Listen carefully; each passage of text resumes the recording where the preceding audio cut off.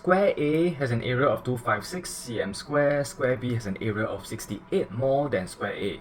Okay, before we move on, so what have I taught you? Always go and find out all the information you can first. Not necessary to read the entire question and then freak yourself out.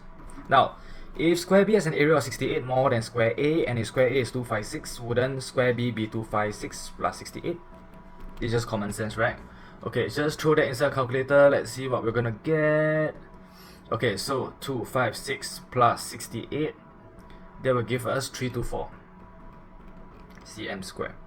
Now, so we have square A, which is slightly smaller than square B, and this area is 256 and this area is 324. Now, they're asking us what is the ratio of the length of A to the length of B. So which means that we need to find the length over here and we need to find the length over here. How do we find the length over here? Because this is a square, which means that all sides are equal and we have the area, right?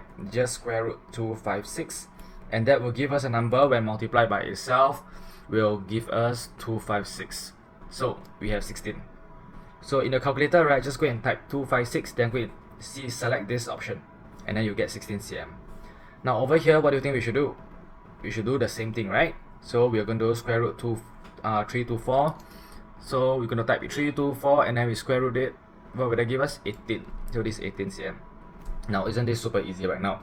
Because it says what's the ratio of the length of A, which is 16, to the to the length of B, which is 18. Isn't it just 16 to 18? Then what's the next step? You have to simplify this. Divide by 2, divided by 2, this will give us 8, and this will give us 9. Can this be further simplified? No, it can't. Okay, so this will be the answer for square root. Done.